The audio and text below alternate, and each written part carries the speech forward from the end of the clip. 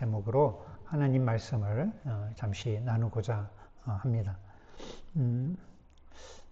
우리가 지난주까지 이제 성령에 관해서 쭉 설교를 했는데, 이번 주부터는 제가 아프리카 가기 전까지 기독교의 가장 핵심적이고 중요한 그 질문들 혹은 그 중요한 내용들을 살펴보려고 합니다. 이 질문들을 통해서 내가 믿는 기독교가 어떤 종교인지, 이것이 어떤 믿음이나 어떤 다른 종교보다도 참되고 가치 있고 참으로 유익한 진리라는 것을 이렇게 확신할 뿐 아니라, 그래서 우리의 믿음이 강해질 뿐 아니라 아직도 기독교를 모르는 사람들에게 이것을 전하기 위한 그 준비를 하는 그런 시간이 되었으면 좋겠습니다. 오늘날 세상은 얘기할 때 오늘 믿지 않는 시대라고 말합니다. 믿지 않는 시대. 다른 말로 하면 탈종교 혹은 무신론의 시대, 혹은 영적이지만 종교적이지 않는 사람들, spiritual but not religious, 이런 사람들이 많은 시대다, 이런 표현을 많이 합니다. 실제로 이 유럽이나 또 우리 이 아메리카나 이런 서구권에서는, 서구 세상에서는 점점 하나님을 믿는 사람들이 줄어들고 있습니다. 그리고 동시에 기독교에 대해 비판하고 또 종교가 없다고 얘기하는 그런 사람들이 점점 늘고 있습니다. 그런데 이런 상황은 꼭 오늘날만의 상황만이 아닙니다. 오늘 사도 바울이 그리스 아테네에 가서 그곳에서 복음을 증거하고자 할 때 그곳에 있는 철학자들과 그곳에 있는 사상가들과 마주했을 때도 똑같은 그런 시대였습니다. 그것은 여러분 그리스 아테네는 로마 제국의 지적인 수도였고요. 철학이라든가 예술이라든가 이런 것들이 논쟁하고 서로 하는 사상하는 그런 아주 중심지였습니다. 요즘으로 말하면 캠브리지 같은 혹은 여기 에딘버러 같은 아주 이런 지적인 그런 도시였습니다. 온 도시는 그 각종 신들로 가득 차 있었습니다. 여러분 잘 아는 대로 그리스 로마 신화 아시죠? 얼마나 많은 신들이 있습니까? 수많은 신들이 있었고, 그렇지만 수많은 신들이 얘기했지만 그 신들을 믿지는 않았어요. 그렇지만 그런 많은 신들이 있었고 많은 신들을 섬기는 그런 세상이었습니다. 이런 세상 속에서 바울은 이렇게 이야기를 합니다. 너희를 보니 모든 면에서 너희가 매우 종교적인 사람들이다. 오늘 저는 이 말씀을 통해서 이 바울의 이 아테네에서의 이 전도하는 복음을 전하는 이 장면을 통해서 크게 세 가지를 여러분에게 얘기하려고 합니다. 첫 번째는 세상에 종교적이지 않은 사람은 없다. 아무리 과학이 발달하고 아무리 기술이 발달해도 종교적이지 않은 사람은 없다. 두 번째는 이런 사람들에게 진짜 신을 알려주어야 한다. 그리고 세 번째는 그러기 위해서 우리는 광장으로 들어가야 한다. 자, 하나하나씩 좀 말씀을 살펴보도록 하겠습니다. 먼저 첫 번째는 모든 사람은 다 종교적이다. 바울이 아테네에서 본 곳은 단순히 그 우상, 이렇게 조각으로 만든 제우스나 무슨 포세이돈이나 이런 단순히 그런 우상 조각만이 아닙니다. 바울은 그곳에서 인간이 본질적으로 이 신을 찾지 않고는 살 수 없는, 본질적으로 신을 찾는 존재라는 사실을 보았습니다. 우리가 여러분 지금도 마찬가지입니다. 우리가 세상에 이 교회 밖에 나가면 무신론자, 나는 무신론자야, 나는 또 불가지론자야. 불가지론자는 뭡니까? 신이 있는지 없는지 모르겠다. 무신론자는 신이 없다. 이렇게 주장하는 사람들이 많이 있습니다. 그러나 그 사람들도 잘 보면 그 사람들도 무언가를 믿는 사람들입니다. 다시 말해서 다른 종류의 그런 믿음의 대상, 신앙이 있을 뿐입니다. 예를 들어 여러분 한번 무신론자를 한번 생각해 보면, 무신론자, 하나님이 없다, 신이 없다, 그런 사람들이 이렇게 말합니다. 나는 하나님을 믿지 않는다. 나는 종교적인 그런 믿음이나 신념이 없다. 나는 아주 합리적인 사람, 아주 이성을 중시하는 합리적인 사람이어서 나는 증거만 믿는다. 증거. 증거가 있으면 믿고 증거가 없으면 안 믿는다. 이렇게 얘기하는 거예요. 그런데 여러분 한번 생각해 보세요. 만약에 우리가 무슨 증거가 있어서 신을 믿는다 그러면 그것은 더 이상 종교가 아닙니다. 종교라는 것은 본질적으로 현실을 초월해 있는 어떤 대상을 믿는 거예요. 그러니까 현실 세계에 어떤 증거가 있어서 믿는다? 그건 종교가 아니고 과학이나 철학은 될 수 있지만 종교가 될 수 없습니다.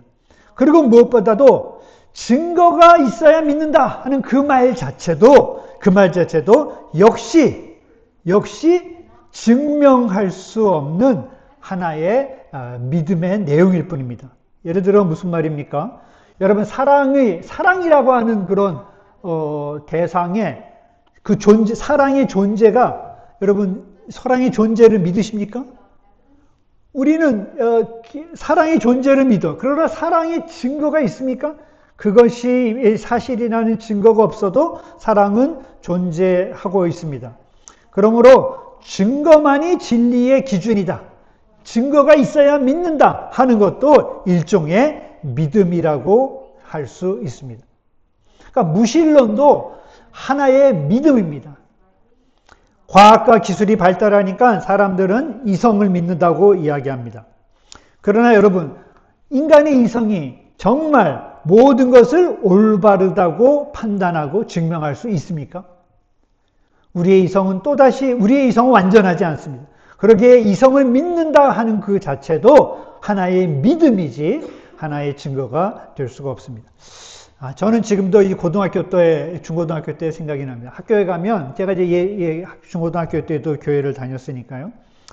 청소년들과, 우리 그 청소년 때 친구들과 함께 종교에 대한 이야기를 많이 했습니다. 토론을 했어요. 저는 기독교인이니까 이제 기독교를 방어했죠.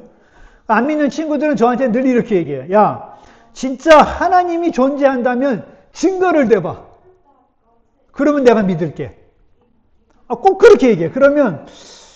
그리고 요즘 같은 그런 과학의 시대에 무슨 그 전설 같은 이야기를 어떻게 믿을 수 있어? 증거를 대봐. 그래서 저는 그때 하나님이 계시다는 증거를 어떻게 대야 될지 모르겠어요. 교회 가서 물어보면 맨날 기도만 하라고 그러고. 그래서 답답해가지고 할 말이 없어가지고 참 속상했던 기억이 있습니다.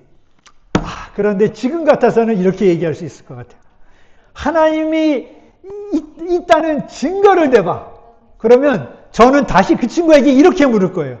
그러면 좋아. 그러면 너는 하나님이 없다는 증거를 대봐. 응? 하나님이 없다는 증거를 대봐. 신이 없다는 증거를 대봐. 그럼 내가 안 믿을게. 무슨 말입니까, 여러분? 결국 무신론자들이 신이 없다는 것을 증명할 수 없듯이 없고, 신앙인들은 신이 있다는 것을 증명할 수가 없는 것입니다. 왜냐하면 신앙은 증명의 문제가 아니에요. 증명의 문제가 되면 그건 과학인 거예요. 그렇기 때문에 신앙이라고 하는 것은 신앙인들은 신이 있다고 확실히 믿는 것이고 거기에 자기 인생을 거는 것입니다.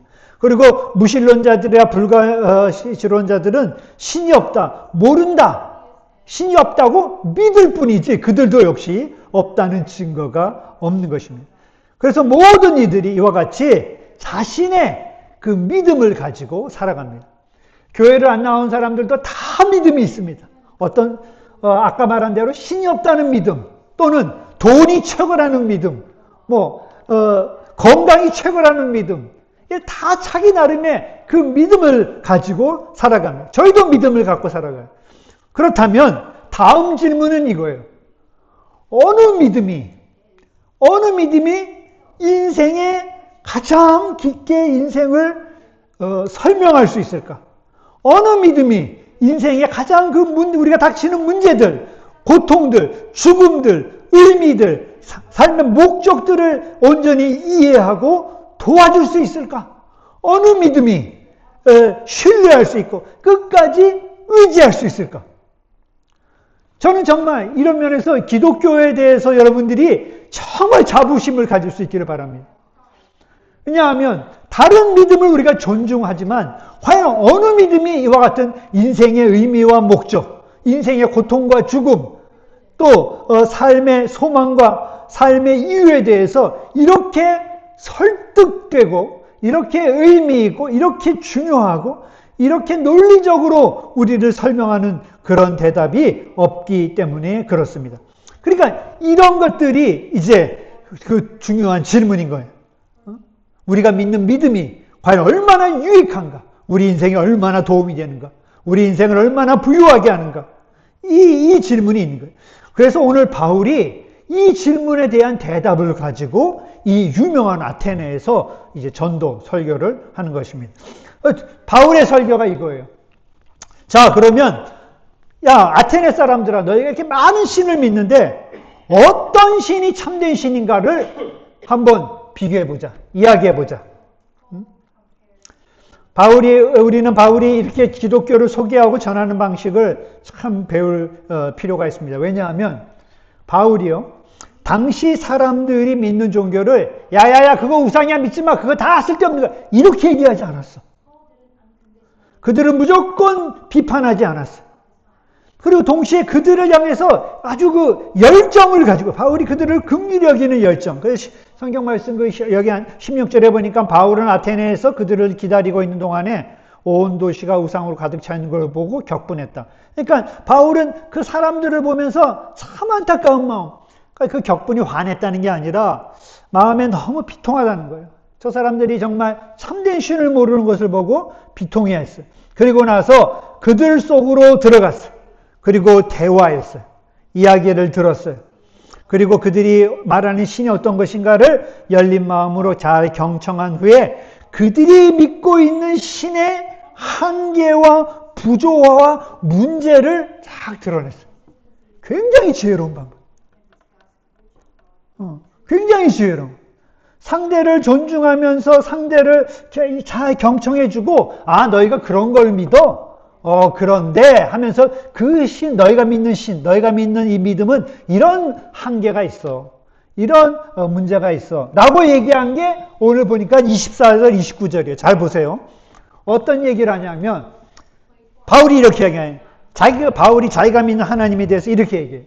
우주와 그 안에 있는 모든 것을 창조하신 하나님께서 24절 하늘과 땅의 주인이시므로 사람의 손으로 지은 신전에 거하지 않는다. 자, 여기 많은 그 아테네에 여러분 지금도 아테네 가면 얼마나 많은 신전이 있어요.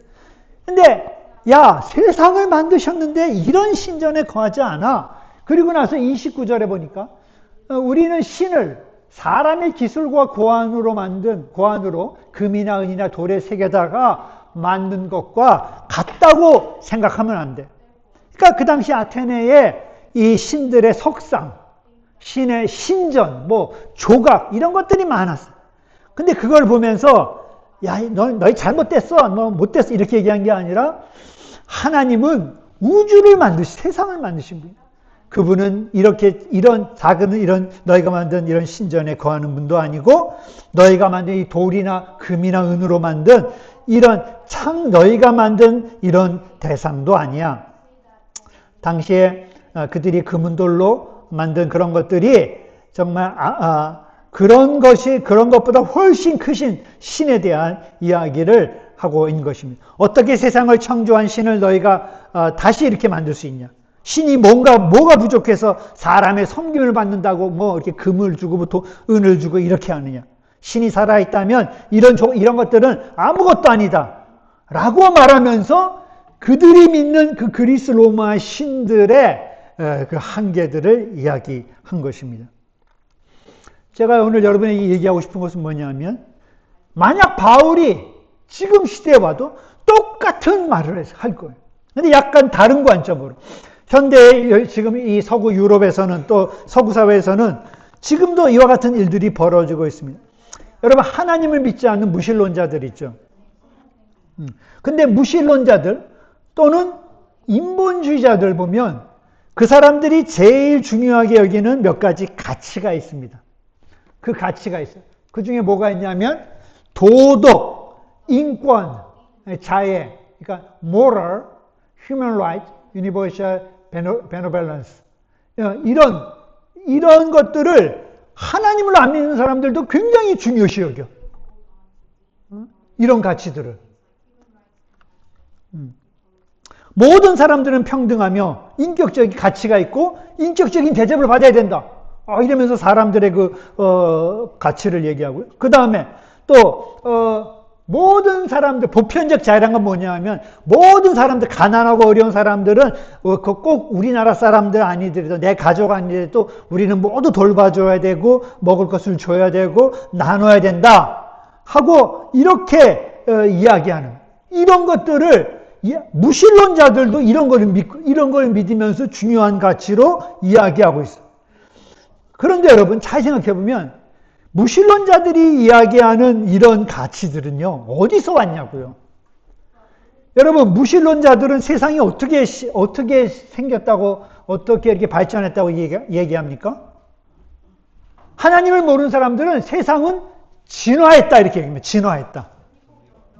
진화. 무슨 말입니까? 세상은 적자 생존이라는 그런 법칙에 의해서 살아남는 종들만 점점 진화했다. 그리고 이 자연의 법칙이란 것은 약육강식이다. 강한 자가 약한 자를 잡아먹는 자연의 법칙에 의해서 세상은 운영된다. 라고 얘기하는 것이 이 무신론자들의 주장입니다. 여러분 이해하십니까? 자, 다시 한번 얘기할게요. 하나님이 없다고 얘기하는 사람들은 어떻게 늘 얘기하냐 하면 세상은 약육강식, 적자 생존, 진화 이렇게 해서 세상은 구성됐다. 세상이 이렇게 운영된다. 이렇게 얘기해요. 그런데 그들이 생각하는 세상이 그렇게 운영되는데 어떻게 이런 가치가 나오겠냐고요. 약육강식인데 왜 가난한 사람들을 도와야 돼? 굳이 그럴 필요 있어요? 아니 왜 굳이 노예라든가 이런 약한 사람들을 무슨 인간 대접을 해줘야 돼? 적자생존 약육강식인데. 만약 이들의 주장대로라면 약한 사람을 돌보거나 혹은 모든 사람들이 가치 있고 평등하다는 주장은 그 모순입니다. 그래서 여러분 그 철학자 니체가 이런 얘기를 했는데 사라졌군요. 예, 이렇게 얘기했어요. 만약 당신이 나는 하나님을 믿지 않는다고 하면서 인권은 평등하다, 모든 사람을 도와야 한다고 말한다면 당신은 싫든 좋든 여전히 그리스도교를 믿고 있는 셈이다. 왜냐하면 우리 기독교에서는 왜 우리가 모든 사람이 평등합니까? 간단해. 창세기 보니까 하나님이 사람을 지을 때 하나님의 형상을 따라서 사람을 지은 거예요. 그러니까 기독교에서는 모든 사람이 다 하나님의 형상이 있는 고귀한 존재인 거예요. 그 사람이 배우든 못 배우든 부자든 가난한 사람이 피부 색깔에 관계없이 이게 왜 모든 사람은 하나님이 형상을 따라 만들었기 때문에. 그리고 왜 어렵고 힘들고 가난한 사람들 도와야 됩니까? 왜 하나님이 그렇게 하라고 명령하셨기 때문에. 우리는 분명한 근거와 이유가 있어요. 근데 세상 사람들은 그게 없는 거예요. 이 말이 안 되는 거예요. 그 다음에 기독교이 그 당시 이제 또 사도 바울이 가만히 보니까 그 그리스 그 아테네에서 거기에 있는 사람들이 이 고통과 죽음과 부활의 이런 문제를 이 아테네에 있는 그리스 신들은 해결이 안 되는 거예요. 해결이 안 되는 거예요. 고난이라든가 죽음이나 부활같이 인간이 피할 수 없는 이 문제에 딱히 설득력 있는 위로나 설득력 있는 그런 말을 주장을 하지 못하고 있어요. 그 당시 여러분 오늘 성경에 보니까 이 철학파 중에 두 가지 파가 나오는데 하나는 스토아파, 하나는 에피쿠로스파 이런 이 철학의 그런 어떤 이런 그 분류가 있죠. 철학자들이 있는 거예요. 근데 이 사람들은 뭐라고 하냐면 만약에 우리 삶에 고통이 와, 고난이 와, 어려움이 와. 그러면 이 스토아파는 뭐라고 얘기하냐면 이렇게 얘기해요.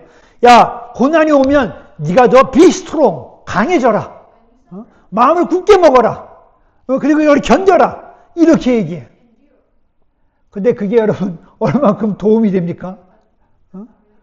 아니 견디는 것도 하루 이틀이지 고통이 계속되는데 어떻게 견뎌요? 배고픔이 계속되는데 어떻게 견디냐고. 그 다음에 또 에피쿠로스파 이 사람들은 이렇게 얘기합니다. 야, 그냥 네 팔자라고 생각해라. 네 팔자라 생각하고 그냥 그런 너 죽으면 아무것도 없으니까 그냥 살아있을 때 최대한 즐겨라. 끝. 그렇게. 여러분 사도 바울은 다른 철학이나 종교를 비판하진 않았지만 그들이 갖고 있는 그 종교가 줄 수 있는 한계를 분명히 얘기했어요. 이것은 현재도 마찬가지입니다. 여러분 현재에 고난이 오면 뭐라고 얘기합니까? 제가 요즘에 책도 이렇게 쭉 살펴봤어. 베스트셀러. 그러니까 뭐 고난에 대처하는 3가지 방법, 뭐 10가지 방법, 뭐 이런 책들이 쭉 있는데 결국 이런 얘기예요. 어떤 고난이 오면 세상은 이렇게 얘기해요. 긍정적으로 생각해라. 긍정적인 면을 봐라. 그 다음에 또 뭐라고 얘기합니까? 그 상황을 부정하지 말고 받아들여라. 뭐 그러면서 뭐 루틴을 만들어라. 뭐 이러면서 우리가 할 수 있는, 뭐 인간이 할 수 있는 어떤 그런 몇 가지 가이드를 주는 정도입니다. 이게 당시나 현재나 심각하게 겪는 고난이나 죽음에 대한 불안을 갖고 있는 사람들의 그런 문제들을 결코 해결해 주지 못하는 그들의 한계이고 그들의 모순입니다. 그런데 여기에 대해서 사도 바울은 딱 얘기했어요. 뭐라고 얘기합니까? 이렇게 얘기합니까? 그것은 바울이 예수를 전하고 부활을 전했기 때문이다. 그리고 32절에 그들이 죽은 사람들의 부활을 들었다. 부활을 들었다. 그러니까 사도 바울은 예수님과 예수님의 부활을 얘기한 거예요. 굉장히 중요해요. 잘 보세요. 고난이 확 와. 고통이 이렇게 와. 그러면 세상의 종교나 어떤 믿음이나 뭐 별다른 것들은 그냥 잘 견뎌라. 긍정적으로 생각해라. 아까 말한 대로. 피할 수 있으면 피해라. 이런 식으로 얘기해. 그런데 기독교는 어떻게 얘기하냐면 이렇게 얘기해요. 고난이 오는데 그 고난에 네가 혼자가 아니다. 네가 당하는 어려움이 결코 네 혼자가 아니다. 여러분 우리가 잘 아는 다니엘의 세 친구 이야기 아시죠? 다니엘이 세 친구가 불구덩이에 들어가잖아요. 죽이려고. 그런데 그 불구덩이에 이렇게 보니까 어떤 일이 벌어집니까? 그 사람들 왜 한 명이 더 있어? 그 불구덩이에 같이 있어. 그리고 그들로 그 사람으로 인해서 그들의 세 친구가 구원을 받잖아요. 꼭 이런 거예요. 불구덩이에 우리가 들어가 있어. 기독교는 고난을 부인하지 않아. 고난이 와. 예수 믿는다고 축복 이게 아니야. 고난이 와. 그러나 그 고난에 우리가 결코 혼자가 아니다. 그 고난을 이겨주고 견뎌주고 함께 해주시고 구원의 신 예수가 우리와 함께 있다. 이게 기독교가 얘기하는 거예요. 그 다음에 사람들이 죽는 것 때문에 불안해하는 거예요. 안 죽으려고. 그러니까 이게 뭐라고 얘기해? 야, 죽음이 끝이 아니야. 죽음 이후에 부활이 있고 실제로 예수라는 사람이 다시 부활했어. 그리고 그를 믿으면 다시 다 부활해. 상상도 못한 이야기를 제시하는 거예요. 예수님은 우리에게 거리를 두지 않고 고통과 고난의 현장으로 들어오시고 그리고 그 고난을 끌어안고 그리고 돌아가시고 우리를 위해서 돌아가셨습니다. 죽음도 마찬가지입니다. 죽음 외에도 다시 살아났습니다. 다른 종교들은 죽음 이외에는 아무것도 없다. 하지만 기독교는 더 크고 놀라운 진리를 선포합니다. 다른 어떤 종교도 이야기하지 않은 것입니다. 여러분 기독교가 초기 기독교에서 로마의 굉장히 핍박을 받았는데 3세기 동안 핍박받았거든요. 그러다가 결정적으로 교회가 폭발적으로 성장한 계기가 있어. 그게 뭐냐면 흑사병, 팬데믹. 로마에 흑사병이 돌아가지고 사람들이 다 죽어 넘어가는 거예요. 그러니까 사람들이 죽으니까 다 도망갔어. 산으로 전염될까 봐. 근데 오직 안 도망간 사람들이 있는 거야. 보니까. 그게 누구냐 하면 기독교인들이에요. 기독교인들이 입에다가 수건을 하고 도리어 전염병이 있는 현장으로 들어가서 거기 있는 사람들을 간호하고 이러는 거예요. 그러니까 불신자 로마 사람들이 보면 깜짝 놀란 거예요. 저 사람들 도대체 뭐를 믿길래 저러느냐. 봤더니 죽음을 넘어 부활을 믿는 거예요. 고난의 현장에 함께 계신 예수를 믿는 거예요. 그것들이 그들의 삶으로 나타나서 그 전염병의 현장에 어려운 자들을 돌보는 그 모습을 보고 로마가 뒤집힌 거예요. 할렐루야. 우리가 믿는 기독교의 이 진수를 알아야 돼. 세상이 줄 수 없는 진리를 줘.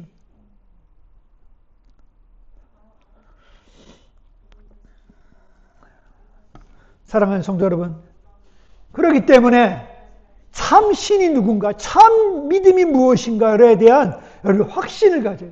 전 앞으로 몇 주간 동안 왜 기독교인가, 왜 기독교가 이렇게 참되고 복되고 귀하고 정말 유익한가? 단순히 우리가 그냥 습관적으로 믿는 이게 아니라 이거를 여러분에게 좀 설명드리도록 하겠습니다. 그러면 이거를 알면 어떻게 해야 됩니까? 그럼 마지막 단계, 그것은 광장으로 들어가야 됩니다. 바울은 우상을 보고, 우상을 섬긴 아테네 사람들을 보고 굉장히 격분했습니다. 그리고 그 격분은, 분노로만 멈추지 나타난 게 아니라 광장으로 들어갔습니다. 17절 말씀 보니까, 그러나 바울은 회당에서는 유대 사람들과 이방 사람들과 이방 사람 예배자들과 더불어 토론을 벌였고, 또한 광장에서는 만나는 사람들과 날마다 토론하였다. 회당은 유대인들을 위하고 광장은 이방인들을 위하고. 그러니까 바울은 사람 속으로 들어가서 자신이 믿는 이 기독교가 얼마나 탁월하고 얼마나 세상의 구원의 대안일 수 있다는 것을 이야기한 거예요. 바울은 in the public square로 들어간 거예요. 성경에 보니까 들어가서 변론했다. 그런데 변론은 이 헬라어로는 논쟁하다는 뜻이 아닙니다. 서로 대화한다. 다이얼로그. 서로 이야기한다. 이런 뜻입니다. 사람들 속으로 들어가서 대화하고 그들의 이야기를 듣고 그 다음에 그들의 믿는 종교의 모순과 한계와 불일치를 이야기하고 동시에 대안으로서 기독교를 분명하게 제시한 것입니다. 그러므로 여러분, 오늘 우리 성도들은, 우리 그리스도인들은 교회 안에만 있어서는 안 돼요. 교회 안에만 있어서는 안 돼요. 광장으로 가야 돼요. 세상으로 들어가야 돼요.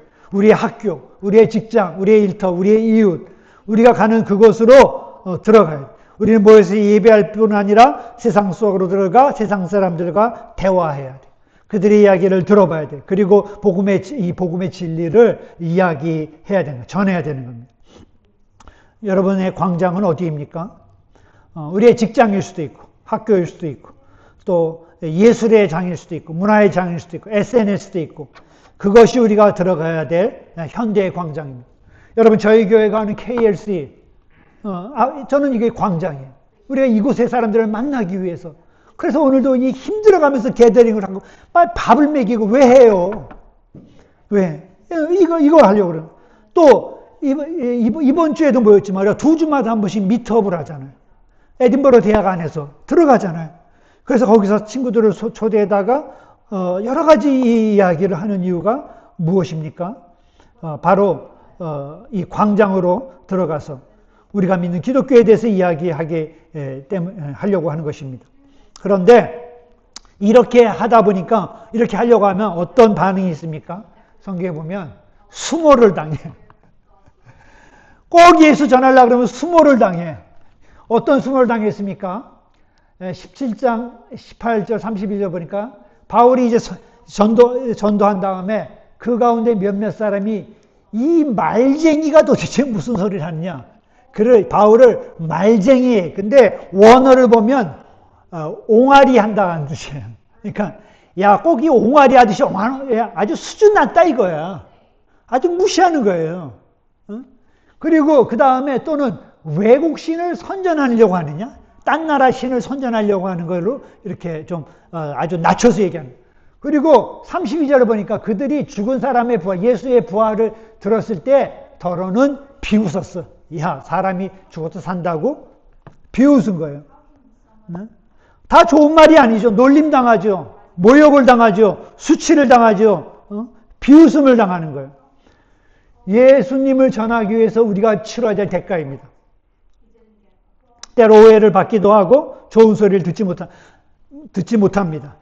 여러분, 저 역시 이런저런 소리를 들었는데 뭐 긍정적인 소리만 들리는 게 아니에요. 대가를 치르는 거예요. 시간과 물질과 또 우리 자신의 그런 자존심을 다 상해가면서 대가를 치르는 거예요. 그런데 이렇게 우리가 왜 대가를 치러야 되냐? 이런 대가를 치러가면서 우리가 굳이 예수 그리스도의 이 기독교를 전해야 되느냐? 이유가 있어. 그렇게 해야 될 이유. 왜 그런지 아십니까? 우리가 왜 광장으로 나가야 되는지 아십니까? 그것은 2000년 전에 우리를 위해서 광장으로 내려오신 분이 있기 때문에 그렇습니다. 2000년 전에 바울이 아테네 시민을 보고 저들의 미련함, 무모함, 무지함, 그 다음에 사악함, 이런 거 보고 막 화가 나기도 하고 불쌍하기도 하고 그랬는데 2000년 전에 하늘에서 나와 여러분의 무지함과 미련함과 사악함을 보면서도 저들을 위해서 이 광장으로 내려갔다고 결심한 한 분이 계십니다. 그분이 바로 누구입니까? 광장으로 오신 예수 그리스도 아닙니까? 빌립보서 2장 6절에서 8절 보니까 예수님은 하나님의 모습을 지니셨습니다. 하나님과 동등됨을 당연한 것을 생각하지 않고 오히려 자기를 비워서 종이 되셨고 사람이 되셨습니다. 사람의 모양으로 오셨는데 그것뿐만 아니고 자기를 낮추시고 그래서 죽기까지 순종해서 결국 죽었어요. 사람으로 오셔서 수많은 모욕을 당해서 온 세상의 임금이 우주의 왕이 이 땅에 와서 막 손가락질하고 침뱉음을 당하고 돌을 맞고 뺨을 맞고 결국에는 십자가에 못 박혀서 손과 발에 못이 박혀 피 흘리면서 잔인하게 죽었어요. 예수님은 하늘에서 우리의 우상을 보셨지만 우리를 경멸하지 않으셨어요. 그런 도리에 우리를 사랑하셨어요. 그래서 이 땅에 내려오셨고 관여하셨고 세상 한복판으로 광장으로 뛰어드셨습니다. 조롱과 수치와 모멸을 받으실 뿐 아니라 우리를 위해서 죽음까지 당하셨습니다. 그런 예수님을 생각하면 내가 당하는 모욕, 내가 당하는 수치, 내가 치르는 대가, 이것은 아무것도 아닙니다. 이 두려움 없는 사랑을 여러분 기억하십시오. 그리고 우리도 예수님의 뒤를 따라서 세상의 광장으로 들어가 우리가 믿는 복음을 담대히 전하는 우리 올레이션스 교회 여러분 되시기를 기도합니다. 다 같이 기도하겠습니다.